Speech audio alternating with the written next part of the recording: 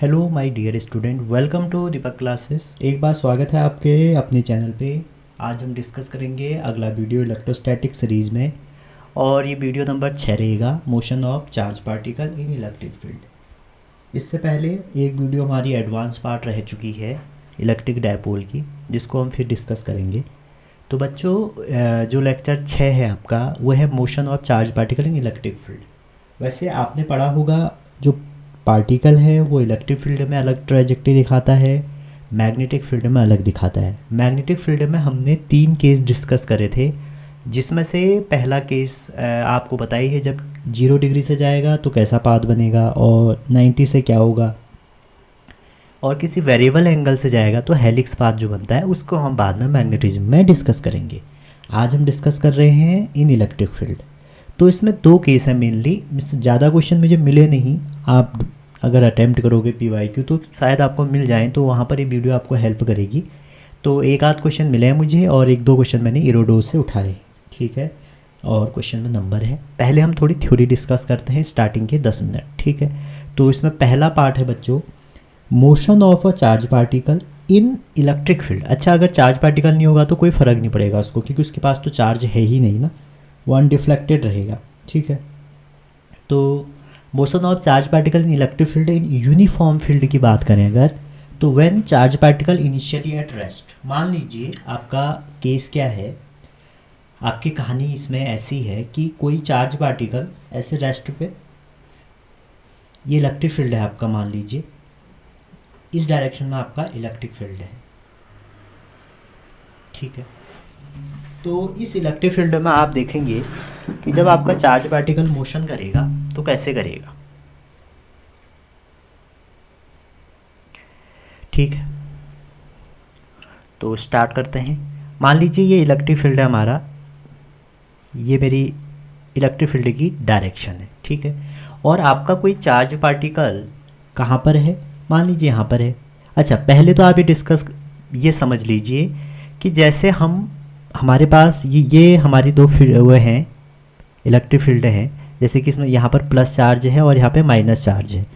तो क्या ये पैरेलल प्लेट कैपेसिटर का कॉम्बिनेशन नहीं है? ये भी आप ध्यान रखना कि पैरेलल प्लेट कैपेसिटर के बीच में अगर कभी भी मोशन हो रहा है चार्ज पार्टिकल का, तो वो भी इलेक्ट्रिक फील्ड का केस है। तो ये NCERT में आपका बना हुआ है कि अगर यहाँ पे प्लस चार्ज होगा, प्लस Q चार्ज होगा, तो मोशन कहाँ को होगा, ठीक है। तो बच्चों मोशन कैसे होगा, प्लस का होगा तो वो माइनस की तरफ डिफ्लेक्ट करेगा, ठीक है। और अगर माइनस चार्ज होगा तो वो प्लस प्लेट की तरफ डिफ्लेक्ट करने लग जाएगा। और वहीं अगर न्यूट्रल होगा तो आपका, अच्छा ये काटना मत इसको आप, ठीक है। इसको आप कैसे करोगे, देखो, अगर प्लस है, आप मैंने उल्टे बना दिए, ये मान लो ये माइनस है, ठीक है, तो ये ऐसे जाएगा आपका, ठीक है। और जो प्लस है, ये प्लस है, ये आपका ऐसे चले जाएगा, ठीक है। वैसे तो कट हो ही जाएगा, कोई नहीं। अगर न्यूट्रल पार्टिकल है, न्यूट्रल है तो वो अनडिफ्लेक्टेड रहेगा, सीधा निकल लेगा, ठीक है। ये क्वेश्चन आपको कभी कभी मिल जाता है। तो अगर आपका चार्ज पार्टिकल मोशन कर रहा है, इसमें है, और वो इनिशियली रेस्ट पे है, जैसे कि लिखा गया है, तो मान लीजिए यहाँ पर ये इलेक्ट्रिक फील्ड है आपका, ईस्ट साइड लिखा है, तो इसका मतलब है प्लस से माइनस की ओर। तो जैसे आपको कोई चार्ज पार्टिकल ये Q है और ये रेस्ट पे है, ठीक है। या आप बोल सकते हैं कि नेगेटिव चार्ज है, ये यहाँ पे रेस्ट पे है। तो अगर पॉजिटिव चार्ज है वो मोशन किस साइड करेगा, इस साइड करेगा, क्योंकि उस पर फोर्स राइट हैंड लगेगा, इलेक्ट्रिक फील्ड की डायरेक्शन में लगेगा। और नेगेटिव का कहाँ को होता है, नेगेटिव का किस साइड को मोशन करेगा, इस साइड को करेगा, ठीक है। क्योंकि नेगेटिव के लिए फिर ये माइनस हो गया, प्लस हो गया ना, तो नेगेटिव के लिए मोशन जो होगा इस साइड को होगा, पॉजिटिव चार्ज पार्टिकल होगा उसका मोशन इस साइड होगा, ठीक है। क्योंकि जो फोर्स होता है वो इलेक्ट्रिक फील्ड की डायरेक्शन में होता है। क्लियर है यहाँ तक? अच्छा जी, आगे चलते हैं। अब मान लीजिए एक इसमें हम आगे अगर इसको डील करें, मान लीजिए ये हमारा इलेक्ट्रिक फील्ड है, ठीक है। आप किसी भी चार्ज पार्टिकल का डील कर सकते हैं। मैं एक जनरल केस आपको प्लस का डील करके दिखा रहा हूँ। तो मान लीजिए कोई चार्ज पार्टिकल था यहाँ पे, और वो यहाँ से इलेक्ट्रिक फील्ड में, यहाँ 2 पॉइंट ले लिए मैंने, P और Q, ठीक है, इसके बीच में मोशन कर रहा है। तो इसमें एक्सेलरेशन कितना प्रोड्यूस होगा, तो F इक्वल टू फोर्स कितना होता है, QE, ठीक है, और F इक्वल टू आपको पता है ma। तो एक्सेलरेशन अगर आपसे पूछा जाएगा तो बच्चों जो एक्सेलरेशन है वो कितना हो जाएगा, क्यू ई ओवर एम। ठीक है, अच्छा जी। अब देखो इलेक्ट्रिक फील्ड कांस्टेंट है, यहाँ पर इलेक्ट्रिक फील्ड कांस्टेंट है तो हमारा एक्सेलरेशन भी कांस्टेंट होगा। और आपको पता होगा न्यूटन की थ्योरी में जो कांस्टेंट इलेक्ट्रिक फील्ड होता है उसको हम बोलते हैं यूनिफॉर्म एक्सेलरेटेड मोशन। ठीक है, उसको हम क्या बोलते हैं, uniformly accelerated motion.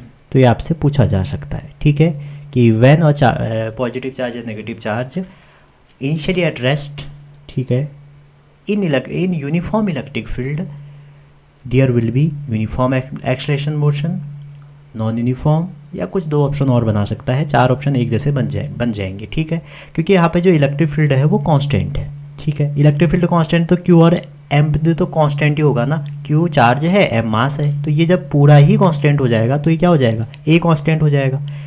Uniformly accelerated motion में क्या होता है, ए या तो कांस्टेंट होता है या आपका जीरो होगा। ठीक है, तो ये हो गया। अब आप देखिए पहला तो ये देख लिया। अब मान लीजिए इस पॉइंट पी पे पार्टिकल रेस्ट पे था, यू इसका जीरो था, और इस क्यू पे यू की कुछ वैल्यू हो गई, मान लो वी हो गई। ठीक है, ये इलेक्ट्रिक फील्ड में ही है और इसने डिस्टेंस कितना ट्रेवल किया, पी से क्यू एस किया। तो आपसे इसमें न्यूटन्स की थ्योरी लगने को आ जाएगी, जो न्यूटन लॉज ऑफ मोशन है। मान लीजिए आप पहला लगाएं तो u प्लस ए टी, तो u तो जीरो है तो इसका मतलब है v equal to A T हो जाएगा। ठीक है, और a की वैल्यू आपको पता है Q E over M T. तो आपसे अगर पूछा जाए कि 10 सेकेंड बाद, 10 मिनट बाद, 10 घंटे बाद क्या निकालो, वेलोसिटी निकालो, आप इस फॉर्मूले से निकाल सकते हैं। ये आपका बच्चों फॉर्मूला नंबर 2 है, ये 1 है। ठीक है, अब v निकल गया। अगर आपसे पूछ दिया जाए कि ये s कितना होगा, डिस्टेंस कितना होगा, ठीक है, तो हम इसके लिए फिर न्यूटन्स थर्ड लॉ यूज़ करेंगे, V square equal to U square plus 2as। जैसे ही मैंने इसको यूज किया, u तो जीरो हो जाएगा, इनिशियली एट रेस्ट है, और वी स्क्वायर इक्वल टू हो जाएगा 2as। तो यहाँ से s की वैल्यू आप निकालना चाहें तो, अच्छा रूट तो होगा नहीं, s की वैल्यू क्या हो जाएगी, वी स्क्वायर ओवर 2a। ठीक है, और वी स्क्वायर की वैल्यू आप यहाँ से उठा सकते हैं, तो आपका हो जाएगा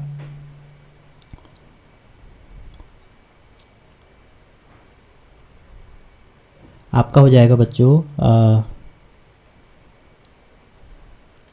निकाल सकते हैं इसको, रखना मत वैल्यूज में। ठीक है, अगर आपसे यहाँ से क्या पूछा जाए, वेलोसिटी पूछा जाए मान लो, या फाइनल वेलोसिटी का टी बिना टी के पूछा जाए, तो आप उसको इससे एक और निकाल सकते हैं formula, 2 into Q E over M, और एस की वैल्यू आप यहाँ पे रख दीजिए एस। ठीक है, तो एक फॉर्मूला आपका ही वेलोसिटी का और हो गया, v equal to root 2 Q E S over M. ठीक है, अब आप जानते हैं कि जो इलेक्ट्रिक फील्ड है आपका वो v ओवर डी। ठीक है, इसमें जितना भी पोटेंशियल होगा, यहाँ पर v पोटेंशियल है, v ओवर डी होगा, तो e इंटू डी कितना हो जाएगा, e इंटू डी हो जाएगा आपका पोटेंशियल। तो इस वेलोसिटी को आप ऐसे भी लिख सकते हैं, वेलोसिटी को, फाइनल वेलोसिटी को आप लिख सकते हैं अंडर रूट 2q, और e इंटू एस को आप पोटेंशियल कर लीजिए ओवर m। ठीक है, आप कंफ्यूज मत होना, ये v मैंने पोटेंशियल के लिए कर दिया, तो ये पोटेंशियल है ये वाला, और ये वेलोसिटी है। ठीक है, तो फाइनल वेलोसिटी के आपके पास 3 फॉर्मूले आ गए। पहला क्या आया, पहला बच्चों आपके पास जो फॉर्मूला आया वो आया ये वाला। ठीक है, पहला फॉर्मूला आपके पास ये वाला आ गया, और दूसरा फॉर्मूला जो आपके पास आ जाएगा, पहला तो ये है, दूसरा आपके पास ये वाला आ गया, और तीसरा आपके पास ये आ गया। ठीक है, चलिए कुछ और टर्म इस पे डिस्कस करते हैं, या मैं इनको एक बार समराइज़ कर देता हूँ आपके लिए। समराइज ऐसे हैं बच्चों, क्योंकि एग्ज़ाम में ना डायरेक्ट फॉर्मूले से क्वेश्चन आता है। एक्सेलरेशन हमने यहाँ से डिस्कस किया, वो हो गया Q E over M. Velocity हमारी जो पहली फॉर्मूला आया वेलोसिटी का, वो आया Q E T over M, ये वेलोसिटी है वी। और दूसरा जो हमारा फॉर्मूला आया वो आया रूट 2q, और ये पोटेंशियल है भी, पोटेंशियल, ठीक है, ओवर m।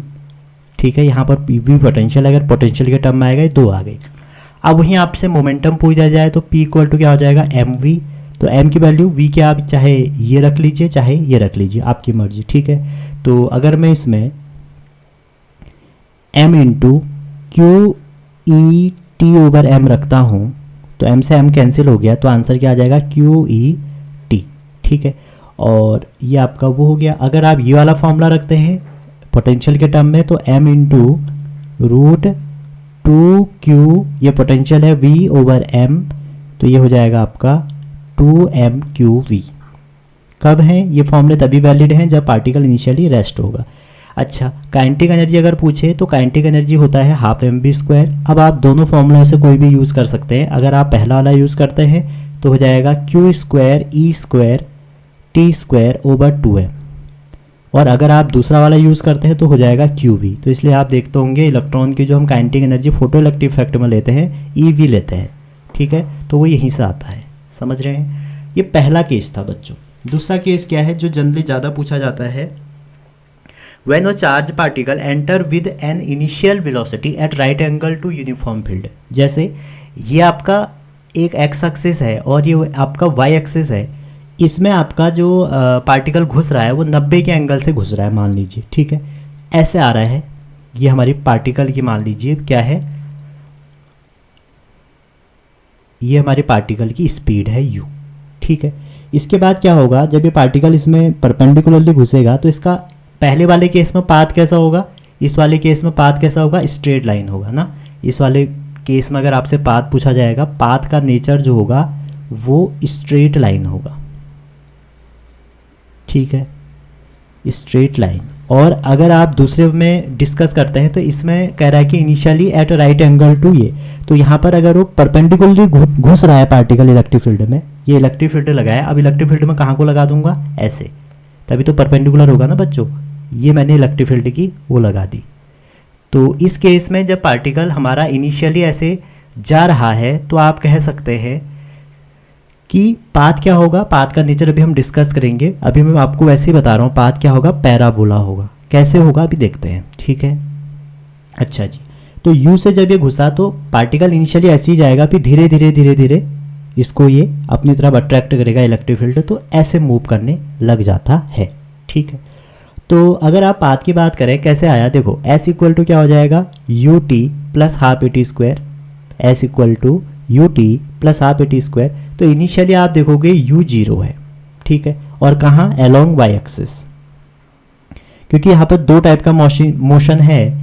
इनिशियली u कहाँ है, सिर्फ और सिर्फ x में है, तो हम इसको y में लगा दें अगर पाथ में, क्योंकि y की तरफ जा रहा है। ठीक है, तो s इक्वल टू आपका हो जाएगा बच्चों, ये u 0 है तो ये पूरा 0 कर देगा हाफ, और a तो a ही रहेगा, t² हो गया। ठीक है, तो s की वैल्यू मान लीजिए y एक्सिस में ये डिस्टेंस हमने ट्रेवल करी y, तो ये हो जाएगा y इक्वल टू s की वैल्यू हाफ, और a की value well known QE over t, QE over m और t²।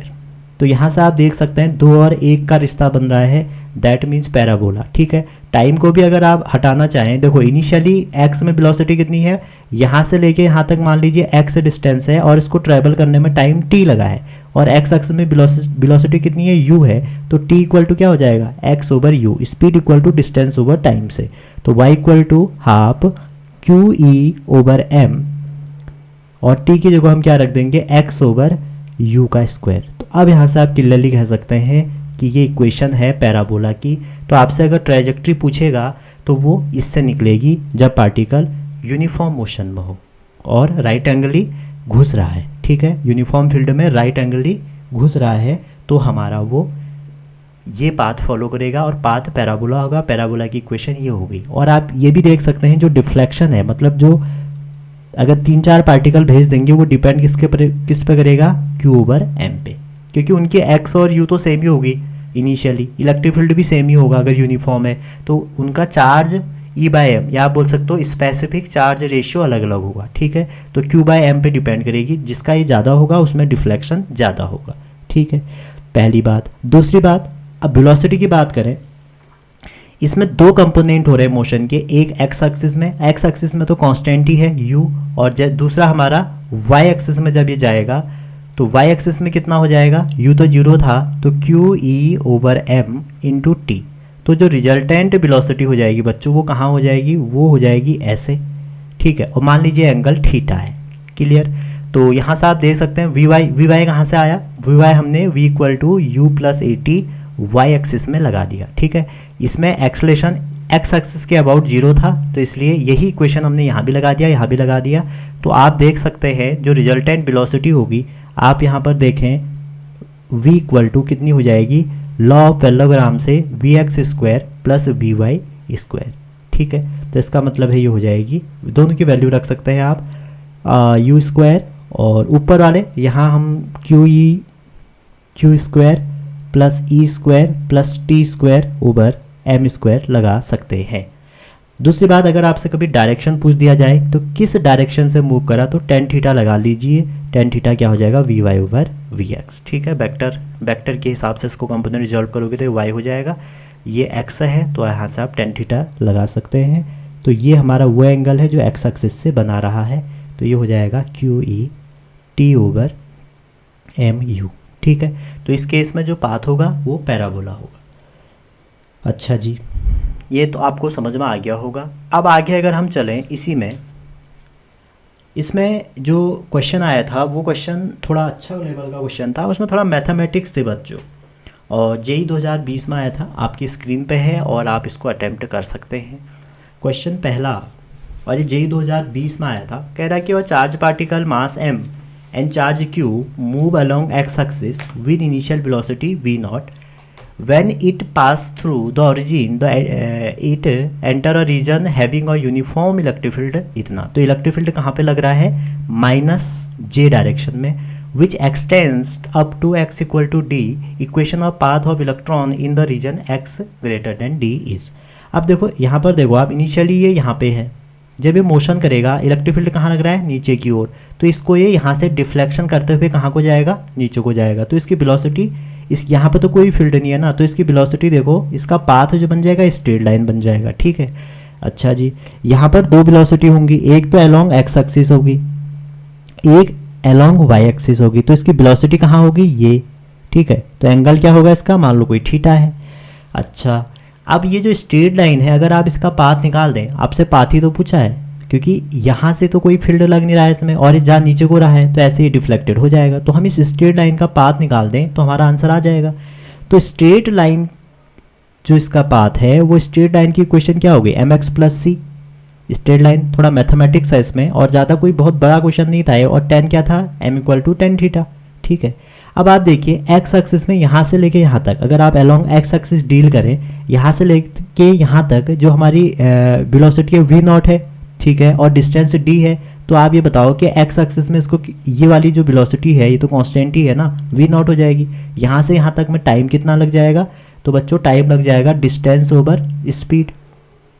Speed equal to distance over time होता है, तो वहाँ से इतना टाइम लगेगा। ठीक है, अब अगर मैं एक्स एक्सिस में देखूं तो वो तो इतना ही रहेगा, तो आप वाई एक्सिस में अगर हम मोशन को डील करें तो वी वाई इक्वल टू क्या हो जाएगा, U Y plus A T. तो एक्सेलरेशन एक्स एक्सिस में 0 हो जाएगा, क्योंकि v कांस्टेंट है, आप जानते हैं D V X over D T हो जाएगा। तो अगर यही कांस्टेंट है तो 0 हो जाएगा, लेकिन y एक्सिस का जो एक्सेलरेशन होगा वो क्या हो जाएगा, इसका एक्सेलरेशन का फॉर्मूला होता है क्यू ई ओवर एम। तो आप इसको यहाँ पे लगा दीजिए, तो v y equal to initially rest पे है तो ये 0 हो जाएगा, प्लस, और यहाँ पे जैसे आप लगाओगे तो minus q E m over into t. Electric field क्या है, नेगेटिव है, मॉल ले रहा हूँ, इसका डायरेक्शन नहीं ले रहा हूँ, तो माइनस ई जे आ जाएगा, ये हो गया। तो आप यहाँ से देख सकते हैं वी वाई की वैल्यू कितनी आ जाएगी, q E T over m. तो वाई एक्सिस में हमारा जो वेलोसिटी है वो ये है। अब हम स्लोप निकाल लें, तो स्लोप बच्चों आपको पता है m equal to tan theta, तो टेन थीटा इक्वल टू यहाँ पे लगाओगे तो क्या हो जाएगा, y d y over d x. ठीक है, यहाँ से आप डायरेक्शन से लगा सकते हैं वेक्टर, आपने वेक्टर पढ़ा ही होगा। ठीक है, तो v Y over we x, ठीक है, वेक्टर पढ़ा होगा, इसका मतलब ये है जैसे ये एक्स एक्सिस है ना, ये एक्स एक्सिस है, ये वाई एक्सिस है, आपकी वेलोसिटी इस डायरेक्शन में है, ये थीटा एंगल है, तो आप क्या करते हैं, इस वाई को पैरेलल शिफ्टिंग यहाँ कर देते हैं वी वाई, और इस पर टेन थीटा लगा लेंगे, तो टेन थीटा क्या आएगा, y component over x component. जैसे ही आप इसमें वैल्यू रखेंगे तो tan theta equal to v y कितना हो गया, वी वाई हमने निकाला था minus q E m over t, और वी एक्स कितना है, वी नॉट, तो ये हो जाएगा minus q E T over m v naught. ये आप समझ गए होंगे, क्लियर है। आगे चलते हैं इसमें। टाइम को भी अगर आप रखना चाहें तो डी ओवर वी नॉट रख दें, तो ये हो जाएगा आपका m equal to minus q E, time को आपने डी रख दिया और नीचे एम वी नॉट था तो एम वी नॉट का इसका स्क्वायर हो गया। ठीक है, अब आप क्या करिए, अब आप s के इक्वेशन लगा के देखिए, तो s इक्वल टू क्या हो जाएगा, U T plus half A T square. ये अलोंग y डायरेक्शन अगेन हम y में लगा रहे हैं क्योंकि x में तो फिक्स है ना, तो ये y लगा रहे हैं, ये बात भी आप ध्यान रखें। तो अगेन ये वाला जीरो हो जाएगा क्योंकि इनिशियली तो रेस्ट पे था, तो ये y है, क्योंकि ये यहाँ से आप देखोगे y डिस्टेंस नीचे आ जाएगा, तो ये y है, तो y equal to half acceleration कितना है minus q E over M, और टाइम है आपका d ओवर वी नॉट का स्क्वायर। ठीक है, इसको आप सॉल्व कर लें तो y इक्वल टू आ जाएगा आपका minus q E d square over m v naught square. अब आपके पास आपको करना क्या है, आपको इस पे कंडीशन लगानी है, जो आपने y equal to M X plus C रखा है, एम एक्स प्लस सी, तो at x equal to D पे आप देखें y नॉट की, y की वैल्यू क्या है, y नॉट है।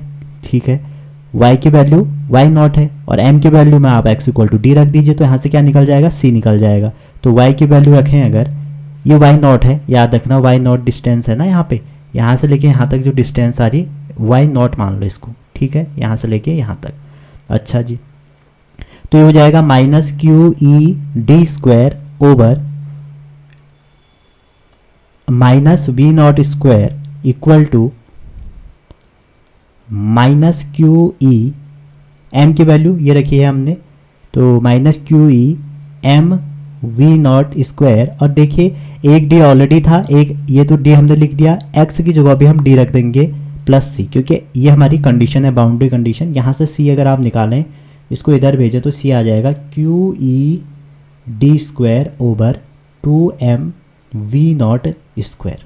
ठीक है, अब आपको क्या करना है बच्चों, ये आपकी सी की वैल्यू है, इसको उठाइए, ये आपकी एम की वैल्यू है, इसको उठाइए, इन दोनों को इसमें रख दो। ठीक है, तो जैसे ही आप इसमें रखेंगे तो क्या हो जाएगा, m की वैल्यू आपने रखी तो हो गया minus q E d over m v naught square plus q E d square over two m v naught square. तो यहाँ से कॉमन निकालो, तो जब कॉमन निकालेंगे तो कॉमन हम निकाल लेते हैं इसमें से क्यू ई डी और ओवर में एम वी नॉट, ये हम कॉमन निकालें, एम वी नॉट स्क्वायर दोनों आ रहे हैं कॉमन, तो हो जाएगा D by two minus x x.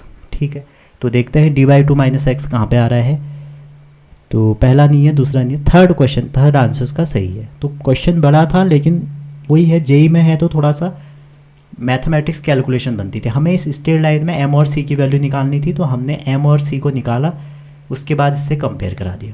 ठीक है, आगे चलते हैं बच्चों। अगला क्वेश्चन जो कि आपका इरोडो का क्वेश्चन है।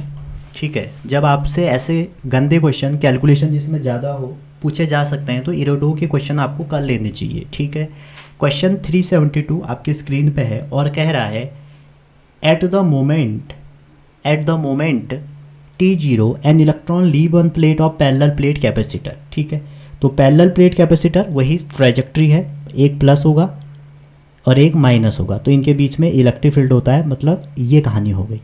ठीक है, तो आपसे कह रहा है कि one plate of parallel plate capacitor with negligible velocity and accelerated voltage V equal to इतना, ये वोल्टेज है, पोटेंशियल कह सकते हैं, V equal to AT where a constant है is applied between the plate. तो इसमें जो पोटेंशियल है V है वो है AT, A मतलब 100 T कह सकते हैं इसको। ठीक है, अच्छा जी, the separation between the plate is L, और L दिया है आपको, जिनके बीच का सेपरेशन है वो 5 सेंटीमीटर है। ठीक है, L से दिखा रहे हैं इसको।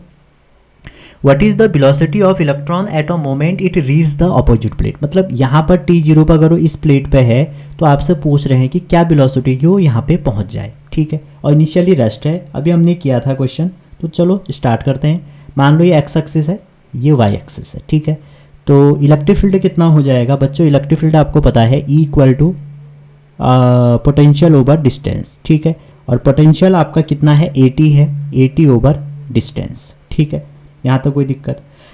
अच्छा जी, एक्सेलरेशन अब उसने ए दिया है तो हम एक काम करते हैं, एक्सेलरेशन को A1 ले लेते हैं। तो एक्सेलरेशन कितना हो जाएगा, Q इलेक्ट्रॉन है E/m।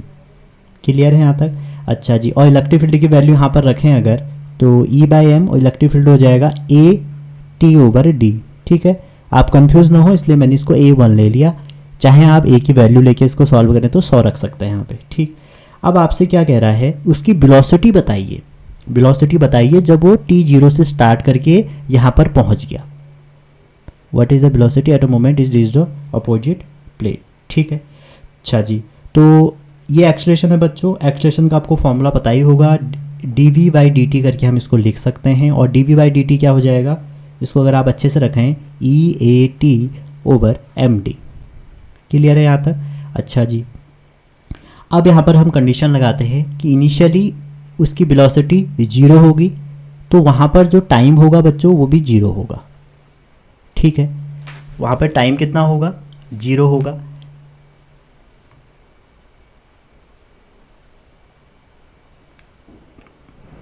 ठीक हो गया। और जब उसकी कुछ वेलोसिटी v रही होगी तो टाइम t होगा। तो यहाँ पर मैंने सारी कंडीशन रख दी, T/md। तो E constant, A constant, M constant, D constant. तो लेफ्ट साइड में हो जाएगा v, ठीक है, लिमिट लगाने के बाद। और यहाँ पे t का क्या हो जाएगा, t²/2। आपको ये पता होगा t की पावर n dt जब हम इंटीग्रेट करते हैं तो होता है t की पावर n+1 n+1 + c। ठीक है, तो डेफिनेट है, c हट गया, t1 1 1 2 हो जाएगा, तो हो जाएगा हाफ EAT²/md।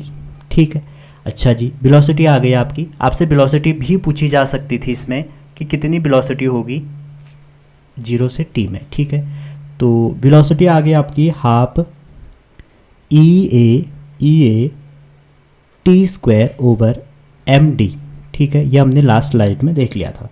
अच्छा जी, अब हमें डिस्टेंस अगर हम निकालें तो डिस्टेंस अगेन ds/dt होता है। तो ds/dt जो है हाफ EA/md_t²। तो यहाँ से आप ds रख लीजिए, अलग कर लीजिए इसको। ठीक है, हम क्यों निकाल रहे हैं भी पता लगेगा आपको लास्ट में, md_t²। ठीक है, t²dt। अगेन लिमिट लगा लीजिए, जब ये 0 था तो ये डिस्टेंस उसकी 0 रही होगी या डिस्प्लेसमेंट 0 रही होगी। और जब ये l लेंथ पहुंच गई, l लेंथ मतलब जो ये आपको क्वेश्चन में दिया था l लेंथ, ये जो है ना ये l लेंथ है, l 5 सेंटीमीटर गया था, उसको मैं l ले लेता हूँ, चाहो तो आप 5 ले लो।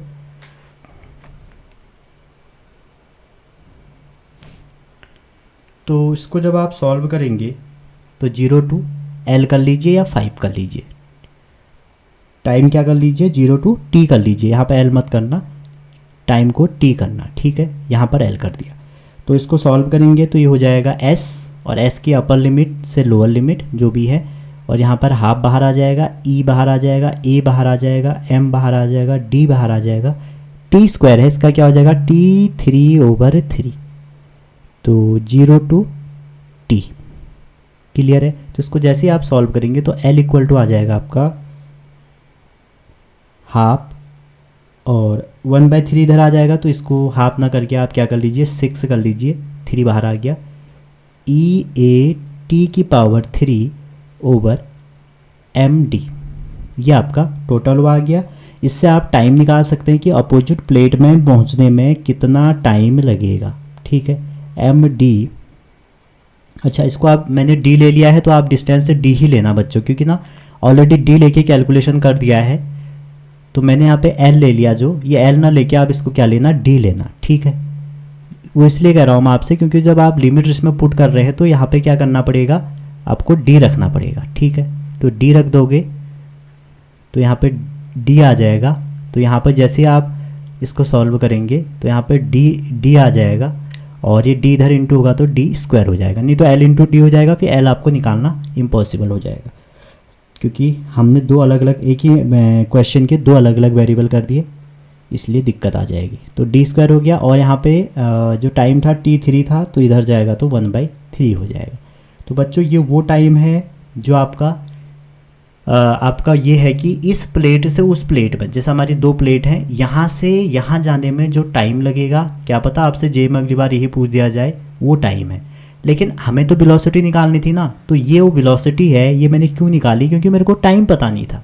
इस टाइम की वैल्यू को निकालने के लिए मैंने क्या करा, इसको निकालने के लिए इसको इतना बड़ा करना पड़ा, ठीक है। तो अब मैं जब टाइम निकालना चाहूँ तो क्या हो जाएगा, v equal to half E a m d और t की जगह t स्क्वायर की जगह 6d स्क्वायर एम ई ए, और ये 1/3 है, इसका स्क्वायर कर देंगे तो 2/3 कर देना पड़ेगा, ठीक है। और यहाँ से आप इसको सारी वैल्यू पुट कर दीजिए, तो आपका जो आंसर आएगा वो 16 आएगा। चेक कर लेना आप इसको, 16 किलोमीटर पर सेकेंड, ठीक है बच्चों। तो अच्छा क्वेश्चन था, आप इसको ज़रूर